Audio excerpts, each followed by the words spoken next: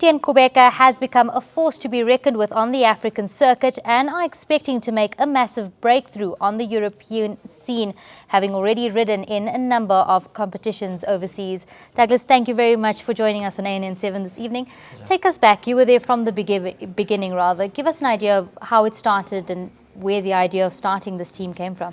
So we started in 2007 and we were just a UCI continental team, so it was a a highly registered team in Africa, and we raced quite a lot through South Africa and in Africa. And then as our riders developed and got better, we started to race more internationally. And in 2012 we spent 5 months in Europe. Reinhard Janse van Rensburg that year won 16 races, and we became one of the most well-known teams in world cycling, but we were still in the 3rd division as a UCI continental team. And then thanks to that success, we re-signed a contract with MTN and Samsung, and they upgraded our team to the first African registered UCI Pro Continental team, which is in the 2nd division of world cycling. And that was this year, 2013. We had incredible success. We won, or last year, 2013, we won also 16 races. Became the 2nd most successful team in the 2nd division in 2013. And so 2014, we're looking to aim higher, to go into the Grand Tours of cycling and to take the first ever African registered team into the Grand Tours of world cycling. So that's our goal. That's absolutely fantastic. And you talk about the first ever African team. You've got 10 South Africans, 1 Ethiopian, from Rwanda, Algeria, and 7 or so Europeans. What edge has that given you to have almost a majority African team? So that was our goal from the outset. We 70% from the continent of Africa, almost 50% from South Africa, and then we have 7 Europeans their role is to help mentor and fast track our riders to success. So we're not ever going to be 100% African and South African. We need that that mentorship that the Europeans can provide us.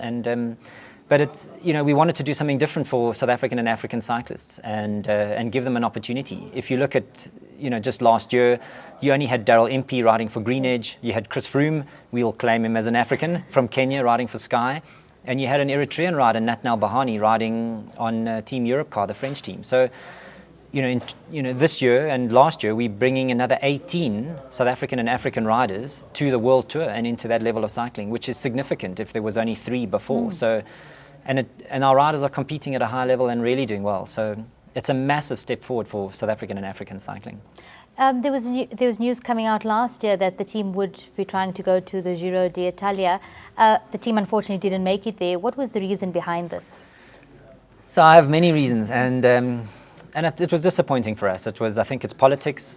The Grand Tours of cycling have a lot of power in that they can kind of select the teams that they want. There's no, I guess, transparency in terms of how they make their selections, and they put an Italian team in that had 2 doping positives in the last year in the Giro d'Italia, and that team got in before us. So we don't really know why that is, and that we missed out. And then we also missed out on the Tour de France this year, which was also pretty disappointing, I guess. But we're working really hard now to try and get into the Vuelta, which is the Tour of Spain in August at the end of the year. That's the last Grand Tour of the year.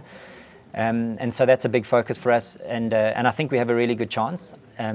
One of our Eritrean riders, Daniel Teklahamanot, he has ridden that race before, and it was actually the first South African of colour to ever ride a Grand Tour. So I think we've got a really good chance for the Vuelta, and it's something that we're working really hard on to get into now. It's obviously very disappointing, but can we see an African team maybe take part in the Tour de France next year or the year after that? Well, next year is a big goal for us for the Tour de France. We, as I said, working really hard this year. We know kind of what we need to do, and we got to show our consistency in our riders and depth in our performances. And we, after only 1 year at the Pro Continental level and at the World Tour level last year, we were really happy with how we improved and how we did. And the ASO, the organizer of the Tour de France, definitely has us on their radar. And so I think if we keep continuing in the success that we've had, we have a good chance for 2015. Do you think we're quite a long way off from competing successfully, as in podium finishes on the European stage in the big 3, or do we still have a good few years to go? So I think we're closer than most people think. If you look at Daryl MP, just a few years ago, a handful of years ago, was racing in the South African circuit and doing so successfully. And a lot of youngsters aspire to be like him because they know that that he was there not so long ago, in South Africa racing at a high level. Chris Froome was the same, actually. So I think their success has definitely driven a huge amount of interest in young riders and young sports people in South Africa to want to be cyclists.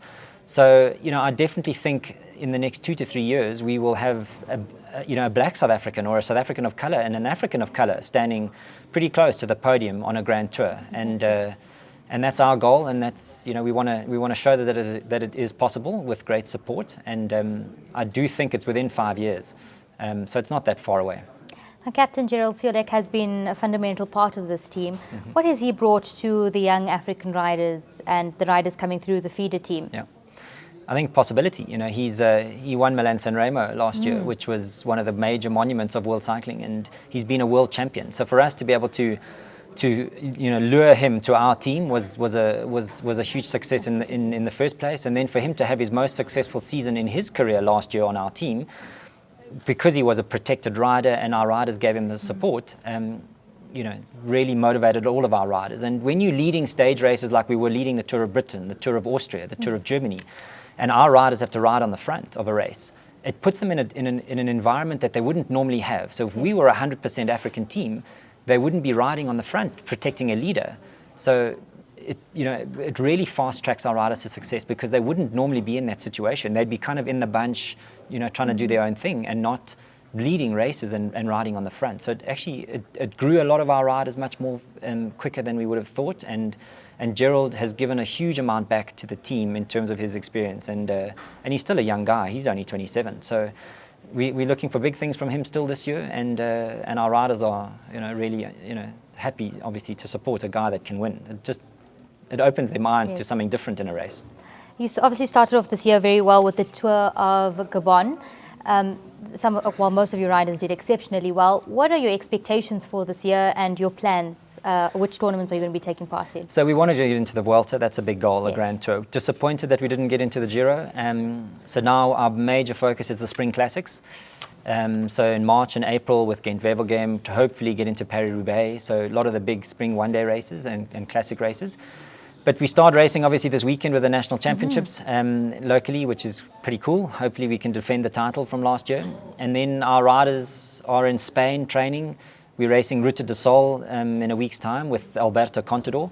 And that's going to be a big goal for us to try and do well and show the Spanish fans and public that we are good at those races and hopefully get into the Vuelta. And so we have many short-term goals at the moment. Douglas, thank you very much for speaking to us, and we wish you all the best in this year and for your future endeavours. Wonderful. Thank you.